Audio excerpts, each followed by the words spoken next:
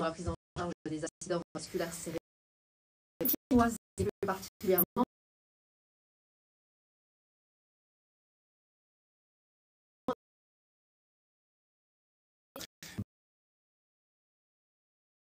Bonjour Sarah. Merci beaucoup d'être avec nous. Alors, Merci. Mais aussi praticien, je le disais,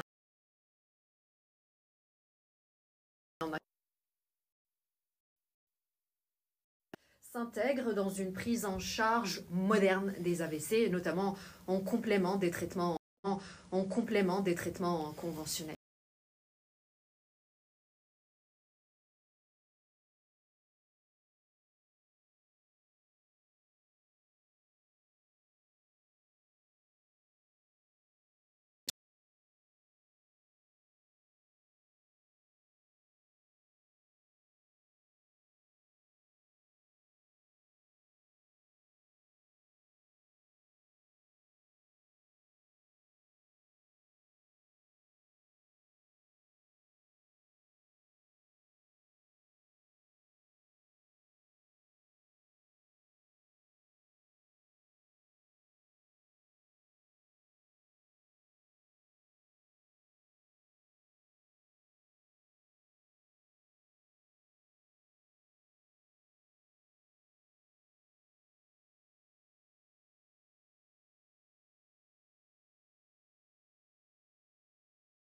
On parle plutôt de flux d'énergie, de QI, oui, de stagnation.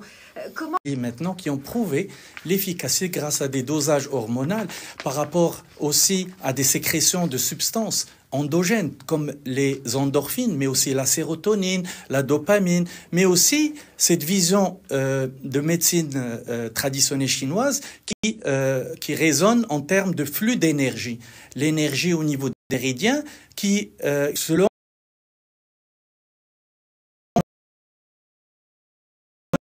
selon la médecine traditionnelle chinoise, c'est une stagnation de l'énergie.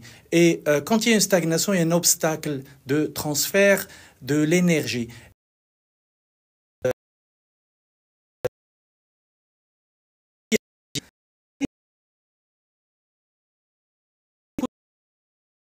Le yin et le yang qui est traduit, c'est-à-dire en médecine traditionnelle chinoise, le yin, c'est tout ce qui est froid, tout ce qui est calme, tout ce qui est constitutionnel et matériel. Et le yang, tout ce qui est fonctionnel, tout ce qui est chaud, mais aussi en mouvement. Donc, il faut toujours un équilibre qui est traduit en médecine moderne sous forme d'homéostasie. L'homéostasie, c'est l'équilibre des dosages hormonaux, mais aussi l'équilibre au niveau sanguin, au niveau de notre pratique de vie quotidienne. Donc, il faut ni excès, ni trop de diminution qui permet d'avoir une harmonie. Et ça concorde avec cette médecine traditionnelle chinoise. Oui. Oui. Alors, dans la phase aiguë d'un AVC, oui, docteur,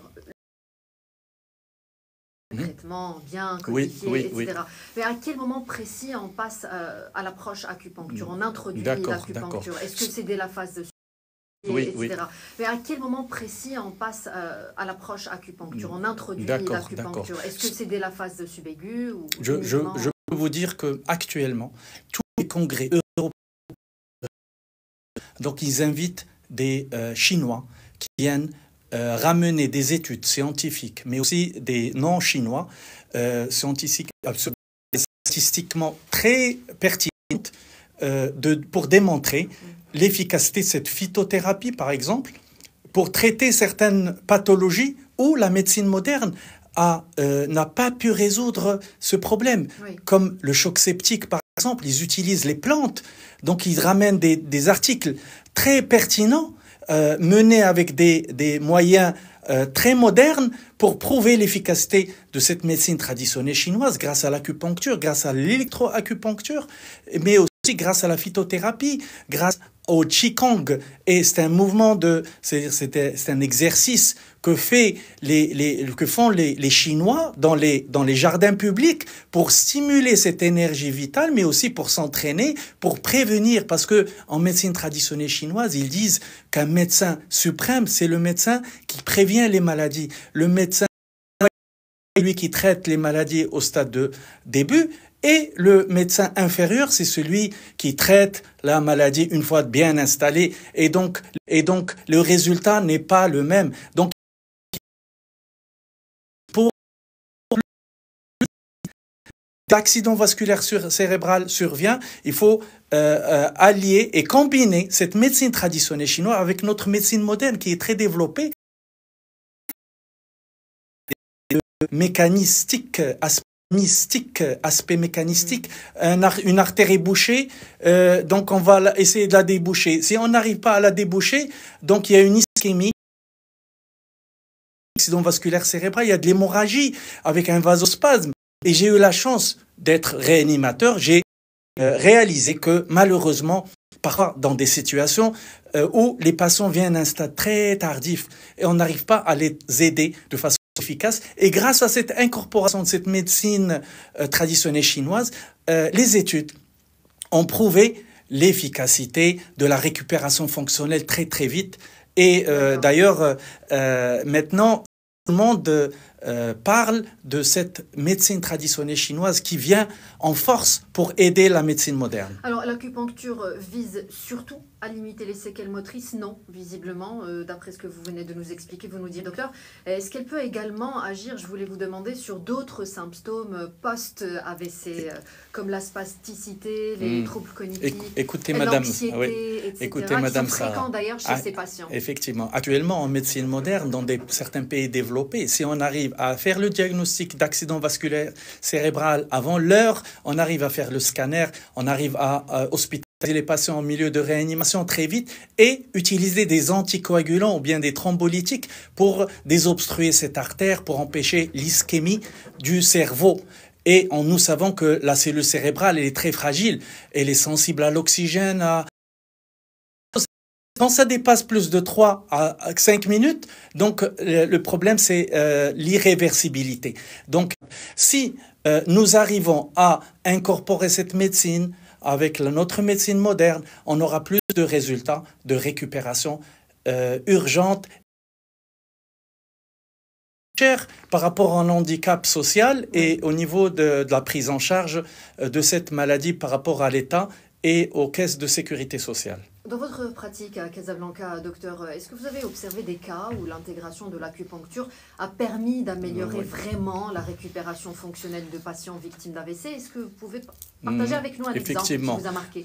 L'objectif de ce thème aujourd'hui, c'est de parler d'hémiplégie, mais je peux vous assurer aussi que j'ai eu une petite expérience chez des patients hospitalisés en réanimation où déjà en hémiplégie, ils viennent à un stade avancé et au-delà de 6 mois, ils ont fait des accidents hémorragiques par rapport à certains médicaments qui fluidifient le sang, on n'arrive pas à gérer et les familles, ils viennent déjà avec des parents qui ont été déjà opérés pour des problèmes hémorragiques et nous accueillons ces patients-là. Donc j'ai eu une petite expérience, je fais de l'acupuncture et scalpacupuncture, mais aussi de l'auriculothérapie en électroacupuncture qui permet d'améliorer, diminuer la spasticité, mais aussi il y a cette vision de régénération cérébrale qui, il y a quelques années, on disait que la cellule nerveuse ne régénère pas et c'est grâce à cette médecine traditionnelle et les études scientifiques de neuroréanimation qui ont prouvé que la cellule nerveuse,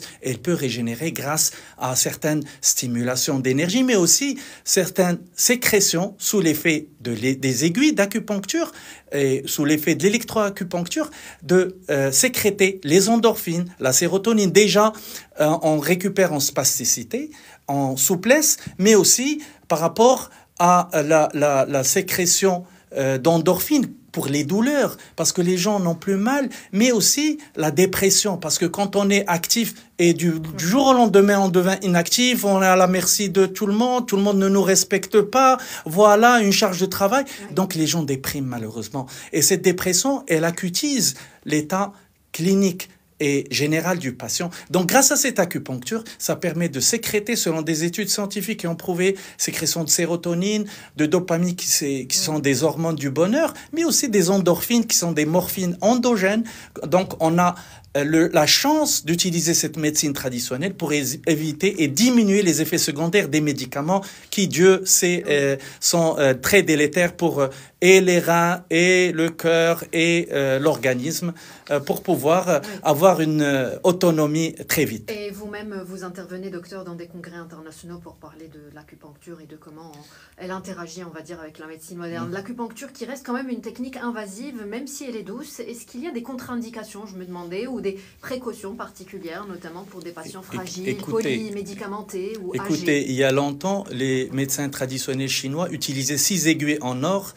Il est stérilisé par l'effet de l'eau bouillantée et bouillantée.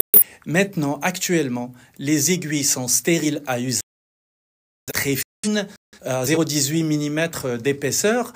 Elles ne sont pas douloureuses. On peut essayer sans risque. On peut les stimuler grâce à des appareils qui s'appellent les électrostimulateurs, pour les faire vibrer, pour avoir plus d'efficacité.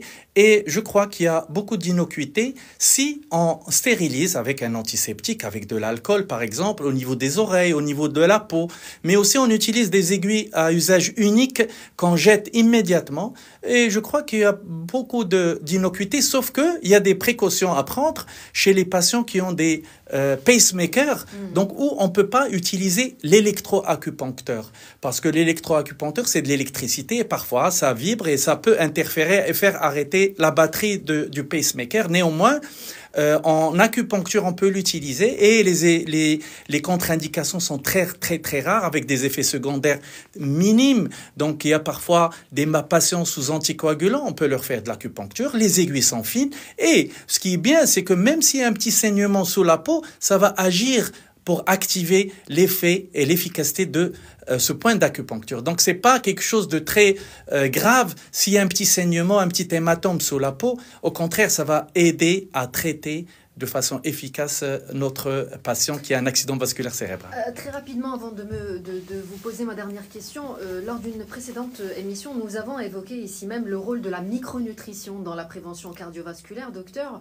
la médecine chinoise, il se trouve qu'elle propose également une approche holistique qui inclut la diététique énergétique. Effectivement. À votre avis, une prise en charge post-AVC efficace pourrait associer acupuncture, nutrition et médecine conventionnelle pour optimiser la récupération? Effectivement. Actuellement, l'utilisation de certaines plantes, dont l'astragale, la racine d'astragale, il y a l'utilisation de baie de goji. Le baie de goji, c'est un fruit sec utilisé en Chine qui permet, à travers des études scientifiques, de prouver l'efficacité et la survenue de substances qui ont des effets et des vertus de neurorégénération prouvées selon des études sérieuses. Et je crois que l'alimentation, selon l'équilibre énergétique de la médecine chinoise, c'est la homéostasie. Donc, il ne faut pas proposer des régimes trop sucrés. Il ne faut pas proposer aussi trop riches en graisse. Il faut une bonne hydratation des patients. Il faut qu'ils boivent correctement, mais aussi pas trop salé. Donc, je crois que ça concorde avec notre médecine et les médecins traditionnels chinois. Il faut savoir que en Chine, ils ne boivent pas de l'eau fraîche. Ils boivent de l'eau chaude ou bien tiède pour ne pas entraver l'énergie vitale du rein, le yin du rein, parce que c'est une énergie constitutionnelle qui nous permet une longévité. Donc, il propose, après un repas, de l'eau chaude plutôt que de l'eau fraîche. C'est une conception que tous les citoyens doivent mener pour avoir un mode de vie exemplaire, pour une longévité et préventivement avoir une bonne santé. Oui, alors les bénéfices cliniques sont évidents à vous entendre, docteur. Maintenant, la question du coût, ça sera ma dernière question, et de l'accessibilité reste importante quand même. Quelle est aujourd'hui la réalité de l'accès à l'acupuncture pour les patients victimes d'AVC au Maroc? Est-ce que c'est une pratique abordable et suffisamment disponible aussi dans les structures de soins? Donc, je crois que le problème, c'est la formation. Il faut une formation pertinente. Moi, je suis médecin réanimateur, donc il faut connaître les bases de physiologie, d'anatomie, connaître ses limites. Si le patient a besoin d'un scanner, il faut l'envoyer faire un scanner. Si un patient a besoin d'un avis cardiologique, il faut l'envoyer faire une échographie cardiaque et comprendre ses limites. Parfois, il y a certains praticiens qui ne respectent pas ces limites, ils préservent cette clientèle et au risque de dégâts des dégâts et des faits qui sont délétères chez le patient. Sinon, le coût par rapport à l'handicap social, par rapport au coût de la prise en charge et l'handicap familial, parce que les enfants sont obligés de ramener leurs parents, ils ont des obligations professionnelles, ils doivent faire les séances, c'est 3 séances par semaine au début. Avec l'amélioration, les séances, c'est à peu près une dizaine de séances. Combien coûte une séance en moyenne? En moyenne, c'est à peu près entre 400 et 500 dirhams. D'accord. La séance d'1 heure avec une permanence, avec des avis, parce que il faut expliquer, il y a un côté psychologique, il faut conseiller, on a des huiles essentielles à proposer, c'est-à-dire à conseiller les patients pour faire des massages au domicile, mais aussi montrer des points d'acupuncture qu'on peut masser. C'est de l'acupression et des conseils hygiéno-diététiques, d'alimentation qui permet d'activer et d'optimiser une récupération post-accident vasculaire cérébral précoce. En tout cas, il faut bien se renseigner avant d'aller chez quelqu'un qui visiblement ne s'y connaîtrait pas bien dans ce domaine. Il faut aller chez celui qui sait bien faire les choses. Docteur Chouroqui, anesthésiste, réanimateur et expert en acupuncture à Casablanca, merci beaucoup. C'est moi, Madame Sarah, de votre invitation. Merci. Et à très bientôt. Merci beaucoup d'avoir répondu à toutes nos questions. Merci pour cet éclairage sur la complémentarité entre médecine chinoise et neurologie qui manifestement